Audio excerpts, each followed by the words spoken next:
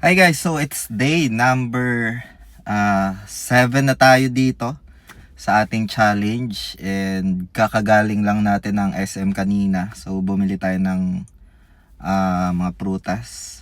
Itong app din pala na ginagamit natin guys sa challenge no ay pwede siyang pambayad sa mga supermarket as long as na meron silang pay QR no. So papakita ko sa inyo kung paano nag-work dito sa app. So basically guys, puntahan natin yung app. Papakita ko din pala dito guys sa day number 7, 1 week na rin. Yung pinaka-balance no, nagkaroon ng retracement ngayon si Algo. And as per checking, baka i-retest pa niya yung, if I'm not mistaken, 10 cents. So we'll see no. So titingnan natin yung price action. And ngayon, puntahan muna natin yung app. Let's go. So, andito tayo ngayon sa app. Ayan, nagkaroon ng pagbagsak ng presyo. Itong si Algo.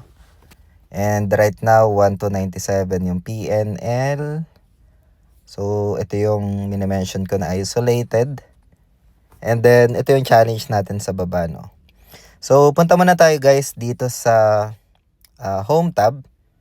Ayan. So, one day, ayan, makikita natin nagkaroon ng pagbagsak ng presyo. Negative tayo ng 36K, no?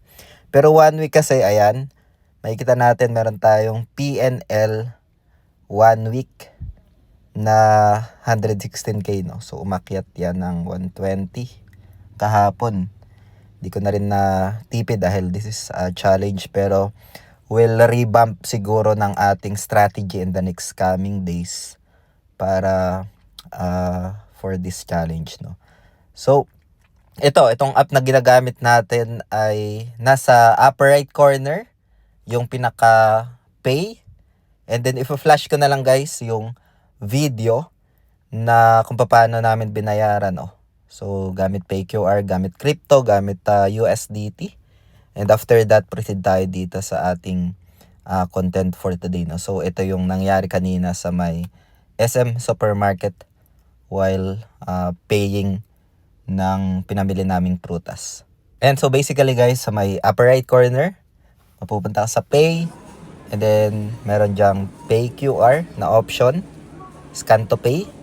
Siselect lang natin yan, and then hihingin natin yung pinaka QR code sa cashier, and then we can scan to pay, no? It's pretty basic lang, and antayin lang natin na i-confirm ng system. Just tap next and confirm lang.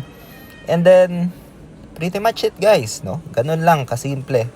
So, you can explore this app if you are interested. Yung official global link, if sa YouTube nyo ito napapanood, sa description lang ng video na ito. If sa Facebook naman, nasa pinned comment lang, comment section ng video natin. Alright guys, so andito tayo ulit sa pinaka home tab nitong ating app. And puntahan muna natin yung trade natin. Ayan, Algo still on play. And as per checking dito, puntahan natin sa 4 hours.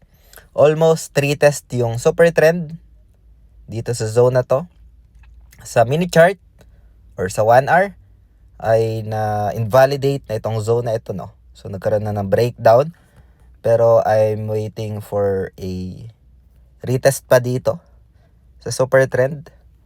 Around 11 cents pala. Sabi ko kanina 10 cents. So, around 11 cents. Yung pinaka-zone na yan ng retest sa super trend. And I'll keep you posted guys. Adjusted na rin yung aking pinaka-SL. And meron tayong profits if ever na tamaan yung SL dyan. Again guys, itong video natin today is just for ideas lang.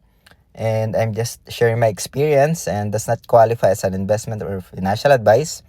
This is only for entertainment. I just want to answer feedbacks along this challenge, comments nyo, at ginagawa natin yan ng video along this challenge guys, no? So, yun. Hope you get some insights, updates dito sa ating challenge. And kung mayroon naman ako ditong nakaligtaan sa update natin today, feel free to comment lang sa comment section ng video na ito. Maraming salamat ulit sa panunood guys. See you sa day number 8 tomorrow. Kita kits, and yun lang. Peace out. Bye for now.